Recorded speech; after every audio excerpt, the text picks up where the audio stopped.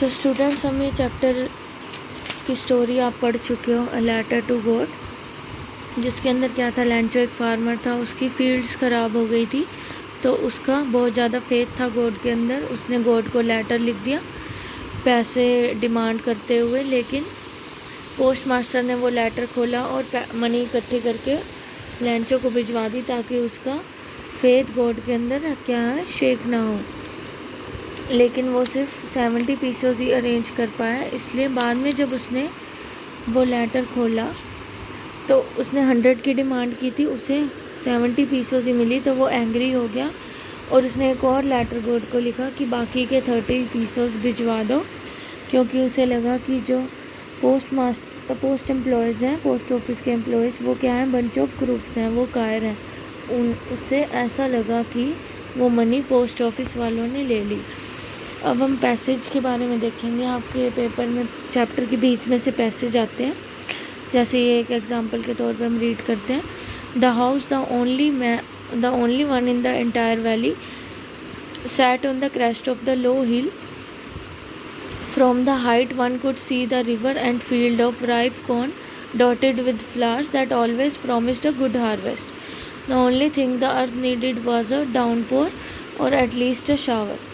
Throughout the morning, Lancho, who knew his field intimately, had done nothing else but see the sky towards the northeast.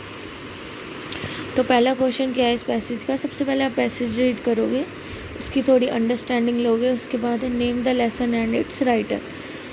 Fields की chapter हमने read किया, हमें पता है chapter कौन सा है, अ लेटर टू गॉड। किसने लिखा है, G.L.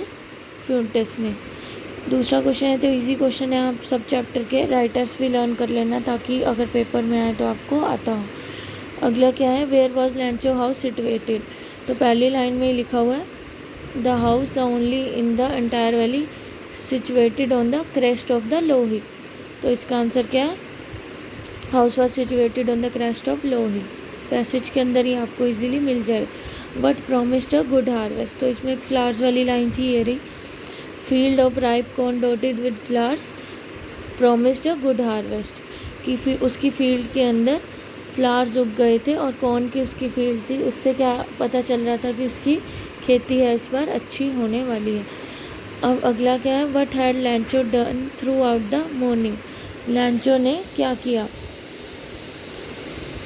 ये लिखा हुआ, Lencho who knew his field intimately had done, क्या किया उसने, nothing else but see the sky towards the north east, क्योंकि वो डाउनपोर, एक बारिश की उम्मीद में था।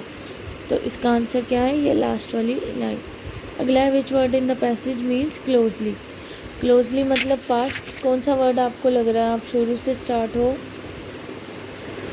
डाउनपोर का मतलब होता है बारिश, लैंचो फील्ड इंटीमेटली का मतलब होता है उसे इंटीमेशन हो रही थी, उसे लग रहा था कि उसकी कि स्काई जो है वो नॉर्थ ईस्ट वाली साइड है और बारिश होगी। तो क्लोजली का मतलब क्या हुआ, इंटीमेटली। क्लोजली का हमें ऐसे ही ऑपोजिट वर्ड्स भी आ सकता है। इसमें आपसे सिमिलर वर्ड पूछा हुआ है कि क्लोजली का सेम वर्ड कौन सा है, ऐसे ही आपसे ऑपोजिट भी पूछा जा सकता है। तो बेसिक आपको वर्ड आए ना आए, ये सारे क्वेश्चंस तो बहुत ईजी हैं, ये आप इजीली कर सकते हो।